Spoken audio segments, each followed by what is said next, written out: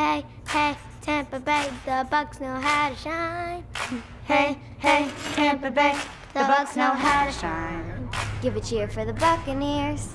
Give a cheer for the Buccaneers. Hey, hey, Tampa Bay, the Bucs know how to shine. Hey, hey, Tampa Bay, the Bucs know how to shine. Give a cheer for the Buccaneers. Go Bucs! Give a cheer for the Buccaneers. Stand up. Give a cheer for the Buccaneers. Go Bucs! Because we know we're on the top.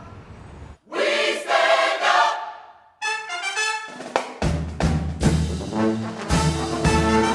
Hey, Tampa Bay, the Bucs know how to shine. Hey, hey, Tampa Bay, the Bucs know how to shine.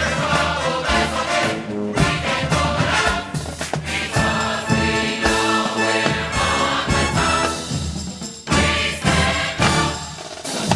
Stand up and shout. B-U-C-C-A-A-P-E-R-S. Go Bucs! B-U-C-C-A-A-P-E-R-S. Go Bucs! B-U-C-C-A-A-P-E-R-S. Go Bucs.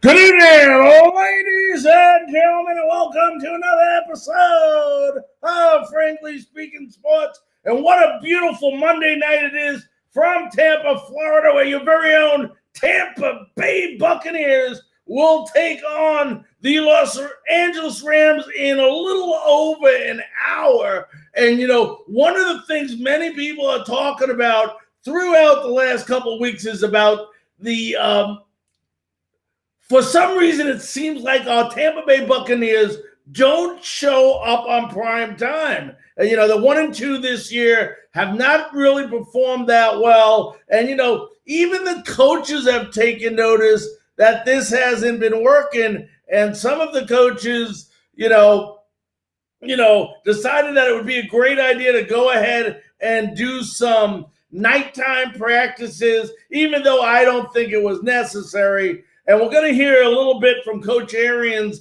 in a minute. For those of you just joining us right now on several different platforms, please go ahead. We are currently on YouTube Live. You can watch it on TV. We're on YouTube TV, Twitter, and all these channels that are unbelievable. But go ahead and share this to your timeline. Let your friends go ahead, enjoy this great, great show that we have planned for you. Tonight, it's the Bucs, it's the Rams, Monday Night Football. Let's hear from the coach and what he had to say about playing at night and doing these practices.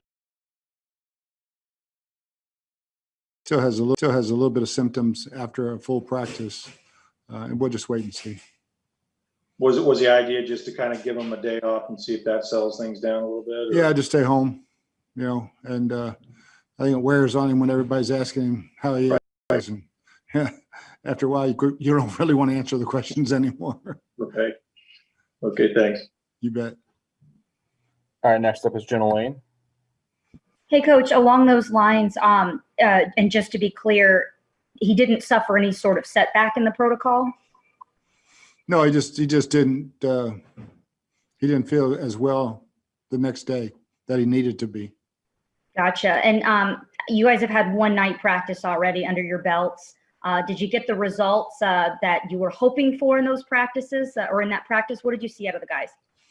Yeah, I thought it was good to be in the stadium and really good practice. It's always good to be in there, getting the wind and everything. And so it's we'll find out on Monday night if it works. Thank you. Okay, we'll go over to Greg Allman. Bruce, I'll ask you now just so we don't get you after tonight. Do you know if the plan is to have Ali try to go in any capacity tonight, or will you continue to rest him?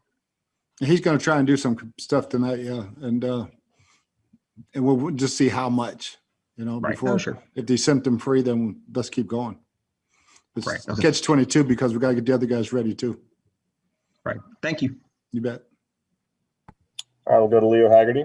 Any media have questions, please raise.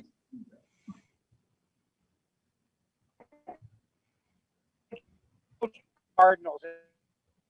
Is it a major disadvantage to pay 3 hours ahead of time? Sorry, Leo, you're going to have to repeat that. We can't hear you. Coach, when you coached with the Cardinals and had to come to the time zone, is it a major disadvantage? I think it's much harder for a 1 o'clock game when you're kicking off at 10 o'clock in the morning your time. But a night game, we never found that to be any problem whatsoever. I will go over to Rick Stroud. I know you worry only about coaching your team, but I'm just curious, were you surprised at all that the Saints decided to go with Taysom Hill instead of James Winston? No, not really. I mean, he's a dynamic guy, and he throws the ball a lot better than people think. So he's been there longer. So I would probably just guessing they'll see both of them. Gotcha. Okay, that's all for today. Thanks, Coach. All right, guys. Thank you. Appreciate it. And that was Coach Arians. And for those of you just joining us, Ali Marpet is out tonight. You know, that conference was 2 days ago. We want to let you all know that was 2 days ago. So Ali Marpet obviously still having some serious situation when you look at some of the stuff that's going on with the Tampa Bay Buccaneers and Ali Marpet when a offensive lineman is out that long, 3 weeks in a row at a continuing basis. You know, it's got to be something serious. You know, there's got to be something going on more important than the game of football. And, you know, for all of you out there, you know, we know it's something, but, you know, we're in good shape. Last week we moved Ryan Jensen over to that position that was covered by Marpet. We went ahead and brought A.Q. Shipley in, who did a terrific job at the center position. Jensen opened up some major holes that allowed Ronald Jones to get to the second level and really performed. And we're just minutes away from having our Frankly Speaking sports correspondent for the Tampa Bay Buccaneers, Craig Frank, joining us. And we're going to go ahead. We're going to ask him quite a few questions on the Buccaneers. What's going on? Obviously the Ali Marpet situation is something that is what I call it's an unfixable situation. It's not something that a coach can fix. This is something where they let the guy go, and if the guy is having any type of discussions or concerns with his health, they don't play him. You don't mess with the brain. That is considered what they call a brain injury. Very serious. And we'll also see, maybe we'll ask him a couple other questions. Well, obviously, the sad news about Joey Burrows, just very devastating for the Cincinnati Bengals. Some people want to know what does he think about maybe Winston starting over Taysom Hill, although here in Tampa, we don't really care about, what happens with that, except that they lose week in and week out. It's still some news for the Tampa Bay area. And who knows, maybe we'll even ask him what he thinks about the Toronto Raptors coming over to play a little bit here in Tampa Bay. So without further ado, let's go ahead. The couple second delay, Craig will be coming up in one moment. There he is. Craig Frank, ladies and gentlemen, we'd like to welcome in our Frankly Speaking correspondent, Craig Frank. Craig, how you doing tonight? Hey, good afternoon. Good evening, Larry. Thank you for having me tonight. It's a lot of excitement in the area. Kind of feels like 2002 all over again when the Bucs were playing the Rams in a huge Monday night game. I was at that game. I remember it. Kurt Warner was sacked a bunch of times by Warren Sapp and then on an interception was knocked out of his misery for a couple of seconds. So it brings back that feeling. Big game against a really good now LA Ram team. Back then it was the St. Louis Rams. Yeah, Craig, over the past couple of weeks, a lot's been being said about the Tampa Bay Buccaneers' inability to play in prime time, which you know this from watching football a long time. I know that from football a lot of time. That's a lot more talk from the media than it is in reality. We know that's coincidence, but Coach Arians obviously took it pretty serious this week and had a couple of practices that were actually done at night. What do you think about that? Yeah, first of all, I like the idea of them practicing at night because, it's a completely different schedule. The way you have the team meal, the way you do your walkthrough, all the different things that you're going to do. It's 4 hours later. So I think it's really, really important that they did that. The prime time thing. I remember when we couldn't win in cold weather. So the players, they heard it all week. Trust me, they heard it all week. And you know what? If it helps them, so be it. But these guys are professionals. Bottom line is, you got to knock heads against the guy across from you, and they got to definitely play better than they have this year in prime time. Arguably, they could have lost to the Giants on Monday night, and then against the Saints on a Sunday night game. They just didn't show up, or the Saints just clocked them. Everyone looks at it differently, but if nothing else, if they're not ready to play tonight, then there's definitely a problem. But I think they'll come out and play well. Yeah, Craig, and it was just 3 weeks ago. People, half the people in Tampa were complaining, half the people were in love with the arrival of Antonio Brown. Now, as you know, we've always been taught, and you've coached before, whether it was basketball, baseball, football, whatever sport it might be, you always said if there's a guy out there that can make your team better than it already is, and you can afford him, you go after him. And this is what they did. And there was a lot of talk whether there's not enough touches for everyone. Well, I guess Bruce Arians last week came out and proved, and Tom Brady proved to everyone that there is enough touches for everyone. Yeah, here's the bottom line. The bottom line is if they win and Antonio Brown stays out of trouble and does what he's supposed to do, which means when he doesn't get the ball, he's running the routes that he's supposed to run and doing what he's supposed to do when the ball's thrown to him, catch it, and then yards, the yards after catch. There's no issue, okay? It only happens when, you start losing and guys start complaining that I was open and the ball should be thrown to me. There's enough talent on this team that there's no reason this team isn't scoring 28 points a game against most teams. There's enough. You don't forget, you still, Brady likes to check down, okay, done a good job of it lately. The long ball hasn't been there for whatever reason. So, expect tonight, depending on the protection he get, he might check down a lot to either his tight ends or to his running backs if need be. But hopefully he'll get better protection and he'll be able to throw the ball. He is going against an outstanding front defensive front that the Rams have. And Aaron Donald, Michael Brockers, the 2-year guy from Rutgers, Sebastian Day. He's the nose tackle. They just wreak havoc. Matter of fact, last week was the first week that Russell Wilson, did not throw a touchdown pass. And by the way, they're very smart, this defense. They have the whole team is smart, actually. They have the least amount of I think it's the third or fourth amount of penalties, 37 penalties only this year. Yeah, and you talked about Ronald Jones. You talked about the running game. Let's talk about that a little bit.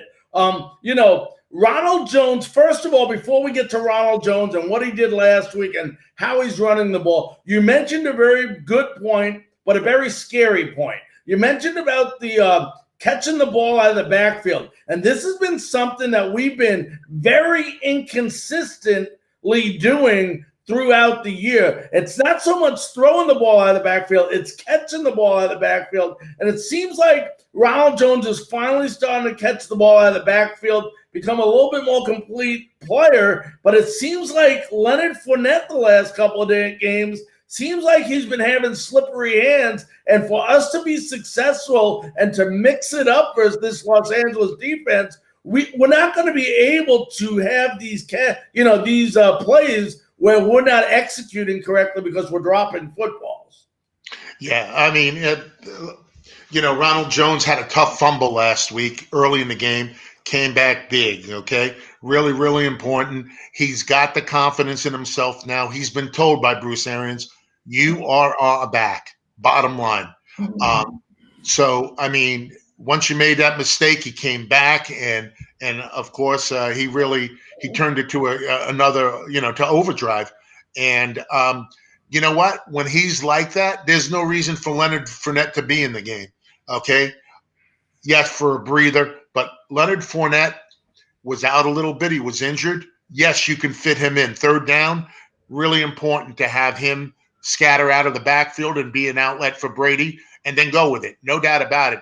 But as long as Ronald Jones is doing what he's supposed to, then Ronald Jones is our number one back. A lot of people don't like that still, but the facts are the facts. He's the number one back until someone takes it away from him.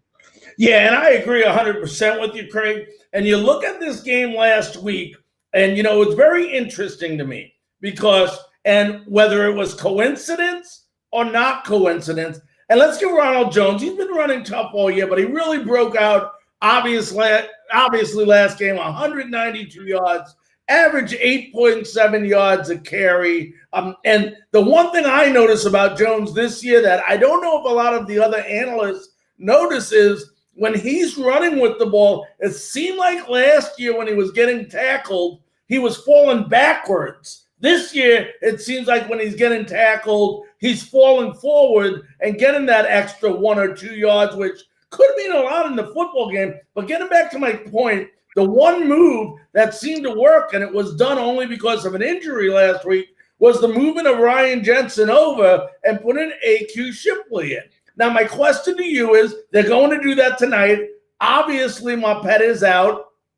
But let's say this works again tonight. Now, we know Marpet's going to play when he comes back. There's no and, if, or buts about that. But is there a possibility here if this works again tonight and Ronald Jones rushes for over 100 yards, that you could possibly see Shipley, Jensen, and Marpet on that line and possibly Donovan Smith moving off?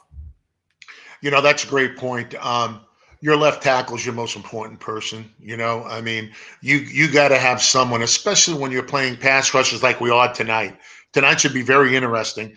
They need a yeoman's game out of Donovan Smith because these pass rushers are going to come and they're going to come hard every play. Okay, what do? You got to mix it up a little bit. Okay, really important. If they do have a weakness, okay, you can run inside on them a little bit. Also, besides Leonard Young, who's very, very good, their linebackers should be able to be exploited. You got to use your tight ends, get the ball to Brayton, to Gronkowski tonight, open it up for everybody, because when they start coming hard, you're going to have to be able to at least keep them honest with some screens, possibly, things like that. Yeah, and I want to stay on the offense for a minute before we get to the defense. One of the things, Tom Brady, say what you want about Tom Brady, he's still one of the greatest quarterbacks, still playing the game of football. I don't care what anyone says. Last game he proved it. He comes back, very accurate game. But the one thing also, you and I both know from watching Tom Brady, since 2000, I believe it is that he is what I call a pocket passer. He steps back, he steps up. If his pocket is clean, he's going to have the game of his life. But the one thing that I've noticed about Brady, and, I think Tom even came out and said it this week in a press conference, is that he has not been successful with the deep ball this year. And he has had opportunities. We've seen Brown open. We've seen Godwin. We even seen Mickens the one game open. And he just seemed to overthrow him a little bit. Is this just something that basically is a matter of just longevity, playing together long enough where the timing just becomes right and they nail it? Yeah, I think excuse me. There's a combination of things. One, you got to have enough time to throw the ball. Okay. And there has been times this year against New Orleans, they couldn't do anything. Hey, bottom line is Tom missed some, and some have been caused by, by the offensive line not holding their blocks long enough. And we don't, the different routes that the guys run, sometimes they break it off and try to do something else. So there's a lot of variables that go in it. There have been times that guys have been open that Tom has missed them. And I'm sure he wish he could have it back, But the bottom line is, if you can protect, okay, and keep defenses on their toes, you're going to be okay. If you get in the red zone against this team, believe it or not, as good as they are defensively, okay, they have given up more red zone touchdowns than any defense in the NFL. And now the Bucs have scored or are in the top 5 on offenses scoring within the red zone. And the funny thing is their offense, the Rams offense, is one of the least teams once they get in the red zone of scoring. So there's a lot of funny statistics if you like to get into statistics. But the bottom line is, when you have opportunities, you got to take advantage against a good team like this. The Rams are going to nickel and dime you as well. They have 3 running backs, okay, that they'll share the load with. They have Darrell Henderson, they have Malcolm Brown, and they have Cam Akers from Florida State that they share the ball with out of the backfield. Henderson gets most of them, the carries.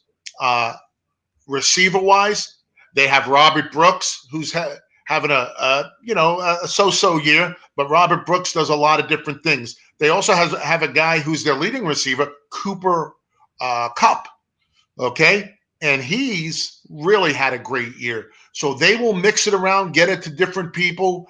They'll throw short passes. The Buccaneer who will be tested tonight, in my opinion, will be Sean Button Murphy, okay? He's going to be playing in the slot against some of these receivers. They're going to throw quickies, and he's going to have to come up and make some tackles, or it could be a long night, for the defense. Defense has to do what they're supposed to do, and I hope I'm not getting ahead of some of your questions. But the bottom line is the defense really has to try to dictate the game and get Brady the ball in good situations. The defense has started slow in a lot of probably the last 4 games where they're really slow. They've come on in the second half, but they've started slow. Against a team like the Rams, we saw what happened against the Saints. You got to come out and you got to let the teams know, the team you're going against, that we're here to play tonight. Okay? We're here to play. They need to rush Goff tonight, make him make quick decisions, but then the linebackers got to come up, fill the holes, and make the plays when they're there. Yeah, and you talked about the defense, and the one thing that I've said it all year long, I even said it before the year started, that I have not been very happy with is our coverage, our pass defense. Seems like a lot of times, and I know when you blitz a lot and you blitz a high percentage of the time, you set up situations that can set you up for failure. But the one thing is the Jamel Deans, the Buntings, even the Devin Whites out there, they look sometimes like they're miscommunicating. They're just not communicating well enough. And, I'd like to get your opinion on this, is because here's a team that I've watched all year that when you put them in a zone-type defense, they seem to struggle more. And the one obvious reason why they struggle more is there's a hell of a lot of more communication that has to go on when you're playing a zone defense, because you have to be talking and everybody has to know what the other hand is doing. But when they're playing a tighter man-to-man defense, you see them come up with bigger plays. Why doesn't somebody wake up there and say, hey, look, when we switch it and we're adjusting to this man-to-man type defense, we seem to be playing better and holding the team instead of coming out letting these teams get up on you with a quick start and falling behind in every game. Yeah, I mean, the Bucs play best when they're attacking. Okay, that's the bottom line. They need to attack. They need to dictate play. They need to uh, basically control the tempo of the game. If they do that, they do well, and it starts at their front. Their front seven. Okay, they need to rush the passer. That makes the corners play better. It makes the linebackers play better, and it also makes teams adjust to them and not play the game that they want to play lots of times.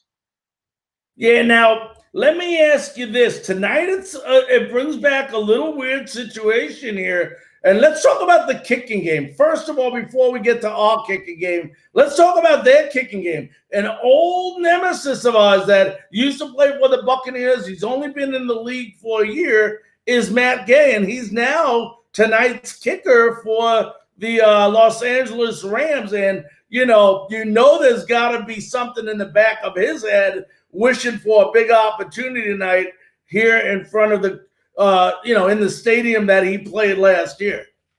Yeah, I mean, he is replacing a kicker, Kai Farberth, who's done a really good job for the Rams this year. Yeah, Matt Gay kicked for us. He did a nice job for us. You don't go into the game worrying about the kicker. Bottom line is, if the Bucs do what they're supposed to do, yes, the game could come down to him. Don't get me wrong.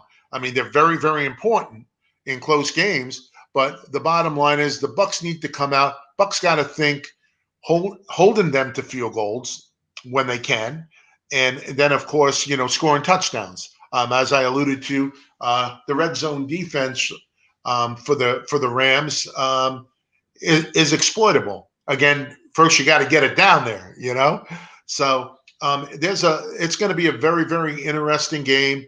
Again, to me, the key is keeping number 12 from getting dirty.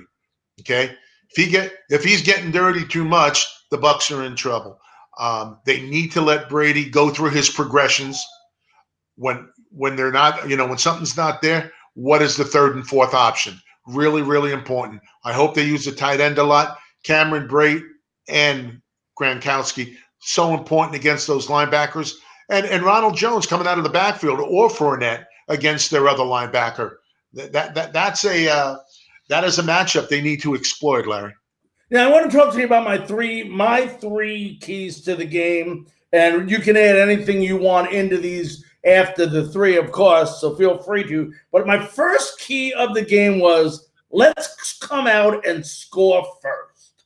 And we talked about this a little bit. Obviously it's not something we've done in the previous games, scoring first. We get behind, not that this team minds, but it'd just be nice to score first. And if the Rams should get the ball, it'd be nice to see our defense come out, make a statement early. Now, you talked about this offense of the Rams. You talked about Henderson. You talked about Brown. Obviously, Cooper Kupp, Robert Woods, who was it? Believe it's Josh Reynolds as well. Unbelievable, quality of receivers out there. But the thing that scares me, Craig, isn't as much the receivers as it is the play action that this team does. How well do you think the Buccaneers will come out tonight as a defense? Because I really think this might be, and correct me if it isn't, but the real first team that they play that uses predominantly a play action system. Yeah, I mean, the bottom line is if the Bucs can stop the run on a consistent basis tonight, then they're going to force Goffin to be in one-dimensional. If that happens, of course, they use a ton of play action, as you alluded to, so correctly. But the bottom line is when the run isn't working, the play action is not as effective. Okay, right. So the key is then you can start teeing off. Then you can start sending Barrett. Then you can start sending Devin White. then you can start bringing a cornerback. You can start being aggressive when you don't have to worry about the run as much. Getting the lead, which is a great point. Getting the lead also puts you in the driver's seat as far as you can play the tempo you want to play. They have good coaching over there. They'll make adjustments. Sean McVay's real good. Staley is their new offensive coordinator. I believe is their coordinator this year. I mean, they've done a heck of a job adapting to some different personnel. But the bottom line is the difference between at this moment between the Rams and the Bucs, in my opinion, is the Rams have their system down. The Bucs are still learning their system. How much they've grown with that system, we'll see tonight against a very, very good opponent. And this game will help them get ready. Believe it or not, you're not looking ahead, obviously. But, Sunday they play the Chiefs. Team very, very similar to the Rams in a lot of respects. Throw the ball, play action. But the bottom line is stop the run, then you can use your strengths on defense to dictate tempo. Now, my number 2 key, Craig, we already talked about number 3, but we'll get to it again in a minute. But number 2 is I've said turn the number 3 into 7. And what I mean by that is you and I can look at each other, and all the fans here in Tampa Bay can say how happy, and I am extremely happy with the success former Tennessee Titan Ryan Suckup has had as our place kicker here in Tampa Bay. But we can't continue to kick 4 field goals a game when we should take advantage of some opportunities and maybe get a couple more 7s in there that pretty much can really change a 3 doesn't really seem to put the nail in the coffin as much as a 7 does. And I'd just like to see us capitalize a little bit more on the 3s and get some 7s out of them. And maybe at the same time while we're getting those 7s, sustain some of those drives so time is coming off the clock and we're not scoring within 2 minutes when we do score. Yeah. Tom Brady, Ron Gronkowski, Antonio Brown, Leonard Fournette, those guys weren't brought here for field goals, okay? They were brought here so the Bucs score a minimum of 28 points a game, okay? And I haven't even mentioned Mike Evans because he was on the team already, and Cameron Brate was on the team already, okay? The Bucs, I don't care who they're playing with, the talent that they have on that offense, if they're not scoring 3 touchdowns minimum a game, there's an issue somewhere, okay? It's either in the play calling, it's either in certain players not doing their job. So there's enough talent. Like I said earlier, the Bucs are more talented than the Rams, in my opinion. But the Rams have their system down and they run it. Even if they get behind, they don't lose concentration on what the prize is. The prize is to keep with the game plan. We'll see tonight how the Bucs do. Okay, if they've grown with their game plan and they stick with it. Okay, sometimes we've gotten away from the run too early. Okay, really, really important. If Jared Goff is throwing 40, 45 times tonight, then the Bucs win this game, in my opinion. Okay. Who knows? I mean, a lot of people are expecting one of those shootouts, 38-35 games. If both defenses play the way they can, it might be a 24-21 game. So the Bucs if you're thinking field goals, then you're playing not to lose. Bottom line is the Bucs got to play to win, and that's playoff football. Okay, you're not going to be able to win with field goals. Okay, yeah. Bottom line. So I hope tonight. You got to be aggressive. You got to play to win. Now, Craig, we talked about number 3 already about the way the cornerbacks have to play. So we're not going to go ahead and get into that. But if you had to pick something that a player, you mentioned bunting earlier, but a player on both teams that need to show up for that team to be successful tonight, who are the 2 players? Well, on defense, I think Sue has to have a big game. He's got to help plug that middle and let the animals, as I call them, on the other side. You got to let Barrett get going. You got to let Pierre-Paul get going. Okay, you got to let those guys do the job. So Sue's got to have a big game inside and make his presence felt. For the Rams, of course, they go as Aaron Donald goes. It's that simple. You really have to. If you shut him down, then you're able to. Not many teams do, but if when you don't shut him down and you have to put two guys, it opens it up for other guys. It opens it up for them to blitz. Offensively, Mike Evans is going to be one-on-one with Jalen Ramsey all night. Okay, Chris Godwin has to have a good game tonight. He's got to be able to get open. Antonio Brown's going to have opportunities, and more importantly, the offensive line as a whole has to, and I'll repeat myself, the offensive line's got to give Brady time to go through his progression and take opportunities deep when they're there. All right, before we get to other news that I want to talk about, let's go with a prediction for tonight's game. Primetime game. Bucs got to play good. They're home. The Rams have been up and down. The Bucs have been up, have played up and down. I think I'm going to go with the Bucs 27-24 tonight. Okay. Again, that's based on getting some protection for Brady and the defense, keeping the Rams out of the end zone and forcing them into field goals. I think it's going to be a fun game. I think it's an important game for the Bucs as far as confidence goes, because I think it's really important as they move towards the playoffs that they feel they can beat some upper echelon teams, and they're going to be playing two of them in the next few weeks. Absolutely correct. Craig, let's get out of the Buccaneers for a minute, talk about some things that happened in the NFL. First of all, let's talk about something that's just amazing going on right now in the NFL. And, we look at the NFC East. Every single team has 3 wins, which means they're leading the division with 3 wins. And probably the hottest team in the NFC East right now is the team that gave us a run for their money just a couple weeks ago, is the New York Giants, who have won 3 in a row. So my question to you is doesn't it seem weird that an NFC East champion could win only 6 games this year, win their division, and have a home playoff game? Yeah, and play the Bucs in the first round.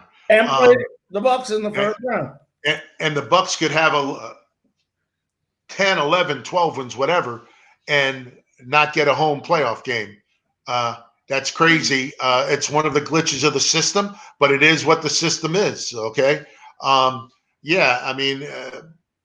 Giants gave the Bucs all they wanted a couple of weeks ago. So the Giants are playing really good. They're starting to understand Coach Judge's system. They play good defense.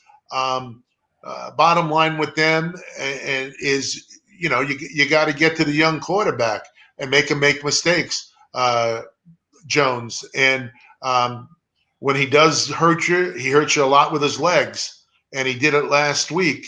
The Giants, like you said, a lot of times it's not the team that is the best team. It's a team that's playing the best. Right. As we get later in the season. I mean, it's really weird watching the Steelers right now, 9-0. They're usually 4-5 right now, and then they make their run to get into the playoffs, and finish strong. So, it's really, really.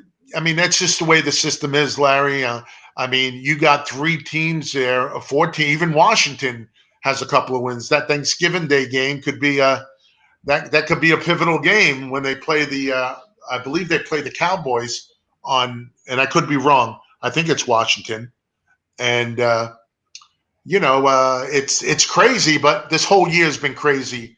2020 has been crazy. So why shouldn't anything else? Craig, you're watching the games yesterday. The Dolphins are playing for first place. The Bills are off. They had a bye. So basically, if the Dolphins win versus Denver, a team that they were expected to beat, but oh, wait a minute, you still got to play the game, they end up losing. But in the middle of the game, how surprised were you to see them pull Tua and go back to Ryan Fitzpatrick? Well, yeah, let me tell you, Dolphins are a good team. Dolphins are a very, very good team, especially defensively. They'll play with most teams defensively. That's not their issue. They weren't moving the ball in the second half. They were doing nothing. To throw Fitz in there, I think it was a good move maybe to pick the team up. He drove him down the field. Just unfortunately, his last throw was just a little short, and it was intercepted in the end zone. But let me tell you, I think Tua is the future. There's no doubt about it. He's got to learn how to deal in those situations as well. So you can question, well, if you want him to grow, then leave him in. Okay? But if you're playing to win, and that division is wide open too for the, with the Bills and the Dolphins, and, the Patriots fell on their foot yesterday, on their own feet yesterday. I think it's really, really important. There's no easy game in the NFL, Larry. You know that. I don't care what the record is. I don't want to play the Jets if I'm other teams. Most people would say, oh, yes, I do. Well, the Jets aren't that great, but still, they're going to beat somebody before it's all said and done, and you just hope it's not you and it ruins your playoff dreams. Okay, now let's go on to two other notes that I wrote here in the NFL. I mean, just very, very sad news out of Cincinnati with the injury to Joey Burrows. Now they find out that it's a lot worse than they first anticipated. It's ACL, MCL, more leg reconstruction has to be done. Where not only is he out the rest of this year, but he's also out the rest of next year. And it raises a question I talked about, and this is the one incident I don't like to say I told you so in, but it really concerned me that some of these young quarterbacks who are coming on these teams out of college that are going to a team that doesn't have a lot around them, such as a good offensive line, and they're thrown to the wolves their first year without the proper protection. And here's a guy, even with the weak offensive line, that was really, really having an unbelievable rookie season, and now he's out for possibly the rest of this year, we know for good, and possibly all of next year. Yeah, it's just sad. Burrow's done a really nice job. He's actually brought some confidence back to that team. He's a good kid. He's done some nice charitable work. He's from Ohio. It's just a sad thing that happens in this game. I mean, it's a tough sport. It's such a tough sport, and that's why you talk about certain players. I mean, the average football player, depending on what position is 3.4 years playing. Some of them will leave earlier and say, I don't want to deal with this. And some of them play, for 23 years like Tom Brady does, and Drew Brees, with a long career, and Rodgers and guys like that. But some of them get their, terrible injuries so early. And it's sad because, it's not good for the league, first of all, but more importantly, it's not good for the player because, there's no way to really control it. I mean, I don't know what else they can do. The quarterbacks pretty much are, you can't touch them almost as it is. Right. And I understand why in certain situations, but sometimes there's, it's very frustrating because you don't know what a penalty is anymore. But wish Joey Burrow the quickest recovery. He's a good kid, and you know what? He's a tough kid. He'll be back. And last on that topic of yesterday around the NFL, you alluded to it earlier you started talking about, but I just want to hit on you again. Who I picked two teams to go to the Super Bowl. We all do this. I had my NFL preview show, and I picked my two teams. In the NFC, I picked the Tampa Bay Buccaneers, not because of a bandwagon, and being biased, but I honestly thought they had possibly the best all-around team to make it this year to the NFL. And in the AFC, I picked the Pittsburgh Steelers. And it just so happened the Steelers are 10-0 now. And my reasoning for this, Craig, let me tell you, it was a simple reason. Last year, without a quarterback, they had Mason Rudolph. I think Dobbs played a little bit. Hodges played a little bit because Big Ben was hurt. And they still almost made the playoffs. And the thing that was wrong with this team wasn't the team around the quarterback. It was the quarterback they didn't have. So you figured Big Ben coming back and adding to all these guys. I mean, look at the year Claypool's having right now for them and so on and so on. But this is a Pittsburgh team that doesn't necessarily go out and win by 14, 21, 28 points. They do what they need to do to get the W's. Yeah, absolutely. I mean, Pittsburgh does it with good defense, always have, okay? And they do it with timely offense. You got Roethlisberger. They've been there. They got Connor as that running back who's really, really good. Nice story. Come back from cancer. Has really done a nice job the last couple of years. They got J.J. Schuster. Their wide receivers are talented. They're well coached by Mike Tomlin.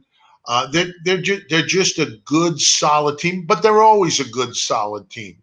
I think they're obviously right now, until somebody beats them, they're the cream of the crop right now.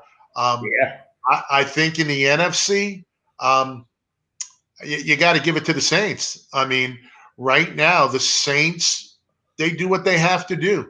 I mean, until somebody beats them, and teams can beat them. I mean, if they play the Bucs again, it's hard to beat a team three times in 1 year.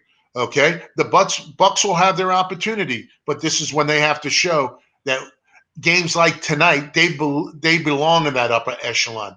Okay, when Drew Brees is there, they gotta prove they can beat New Orleans, and they're gonna have to prove it if they get that opportunity in New Orleans. So I hope they do. Okay, I mean, but the bottom line is, right now, to me, New Orleans is the team to beat. Yesterday, they won a game against Atlanta with Taysom Hill back there playing quarterback. They're well coached. They do what they're supposed to do. They block for their quarterback most times, and they're playing much better defense. With Mario Davis, the linebacker there, just playing lights out, and Armstead. So they're very good until somebody really proves they can beat them. I think right now those are the two teams in their respective divisions, conferences, that have a leg up until teams otherwise say so. Craig, how surprised were you yesterday that Sean Payton decided to go with Hill over Jameis Winston? I read an article that it was one of his toughest decisions. It was a tough decision for him. But here's the bottom line. Taysom Hill re-signed with the Saints with the understanding he'd be the second quarterback. Okay? So you don't want to really upset the apple cart there, because the bottom line is he does so much for you. Okay, he does so much for you. He does it as quarterback. He does it as running back. He does it as receiver. He does it on special teams. I mean, this is the guy who was promised to be the second string quarterback. And although, Sean Payton said it was a tough decision, I think it was the right decision. And you talk about the right decision when you're a coach like Sean Payton, and now it becomes an economical issue as well. And let me explain what I mean. Tyson's getting paid whatever he's getting paid. Is it $16 million? Whatever he's getting paid to be the backup. Then you have a quarterback like Winston who can arguably come in to fill in the shoes for Breeze as well. But he's on $1 million contract with incentives that are given to him only if he plays. Does that take any factor into it? Or is the coach saying, screw all that, it's who I think has the best opportunity to win? Yeah, Sean Payton's not going to be. He's been around too long. He's coached too long. They're playing to win. That's the bottom line. Excuse me. I don't believe it has anything to do with that. I think he played the guy who he thought he could win with the best that day. And I agree with him. I think Taysom Hill gives you so many different variations and options compared to Jameis Winston. If Jameis Winston gave so many great options, he'd be with another team right now. So, I mean, the bottom line, and I don't mean that in any slight to him, the bottom line is that's the progression in their depth chart, and that's the way it should be, and that's the way it was. And he played that's what he's paid for, to play the guys who he feels he can win the best. And I don't think many people will argue that Taysom Hill would be a worse decision to play quarterback than Jameis Winston. And you would think he knows the playbook better as well. He's been there longer. So I'm sure that has to take some of the, that into it as well. But let's go ahead, keep moving on. Super Bowl. We heard the Super Bowl obviously is going to go with a percentage capacity. I think they've said 20,000. In your opinion, and let me get this all out here, how much is the NFL rooting for the Buccaneers to make the playoffs? Because in the event they do, now you're going to only have one team that needs to really travel to come to Tampa, rather than if the Buccaneers don't make it, you're going to have two fan bases coming to Tampa. Yeah, I mean, it's a tough situation. Everything's messed up. They even try to run Gasparilla with the Super Bowl, and that was canceled till April. Do I like it? No, but I understand why they do it. Okay, right now, I mean, same with Gasparilla. You have to put health before certain gatherings. Yes, it's an economic, downfall for the local economy, no doubt about it. But there'll be other Super Bowls. You only have one life. So that's the way I look at it. I don't like the situation that happened. I respect the decision that was made. I thought they'd do a little more fans than 20,000, because the Bucs themselves are allowing 16,000 in per game. So I thought the Super Bowl would do more, but whenever you put health ahead of other things, I think it's important. January still, is predicted, whatever that means, to be an issue, and COVID has come back very big in Florida, you're damned if you do, you're damned if you don't, Larry. But Craig, even if they only allow 20,000, which is what they're saying now, 20,000 in the stadium. And let's just hypothetically pick the two teams you mentioned. You get Pittsburgh, whose fans travel unbelievably, and the New Orleans Saints, who also have fans that travel well with the team. There's a lot of people that still are going to be coming to Tampa Bay just to be in the vicinity of where the Super Bowl is. Yes, they may be keeping them out of the stadium, but they're not keeping them out of the state. Yeah, Larry, that's a good point. I remember when me and my wife used to park at my mother-in-law's house. Okay, we used to park cars there a bunch of years back. And there were fans that came down from Pittsburgh and from Arizona and had there was no way they were going to go to the game and pay those prices, but they were in the atmosphere. They were in the city for the days before. They were able to party.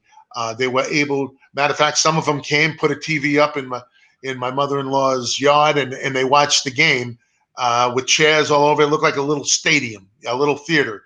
So yeah, fans come down for all the partying and things of that nature and all the activities. So you're still going to get those fans that do that, Larry, and that makes it so much more fun. Some of them come down just to do that. They have no intention of going to the game. Craig, big news last week, and we're just about to wrap it up. But as you know, the Toronto Raptors have announced that they are going to play, at least start the season, here in the Tampa Bay area. And before we get to that, first of all, on behalf of everyone on Frankly Speaking Sports, I know we talked to many people from Toronto, many groups over the last couple of weeks. Thank you for talking with me. And I want to, first of all, and I know I speak for everybody in the Tampa Bay area, welcome you to Tampa Bay. We are happy to be one of the very few cities that'll actually be hosting 4 sports franchises in the city, and we're proud of it. And I can guarantee you, we're going to make you guys very happy. And not only have the Toronto Raptors been very active, during the NBA offseason, they signed Alex Lynn. They just signed Aaron Baines, and they re-signed Chris Boucher and Fred Van Fleet. So they've been very, very active. But the more important question for people here, Craig, let's start with this 2 main questions I have for you. First of all, what does this do for the city of Tampa Bay? Well, first of all, it gives them exposure to the NBA. I mean, it's really important, especially if they have future aspirations to have an NBA team. What kind of market do you have? It's just tough right now to really gauge the market because of the COVID.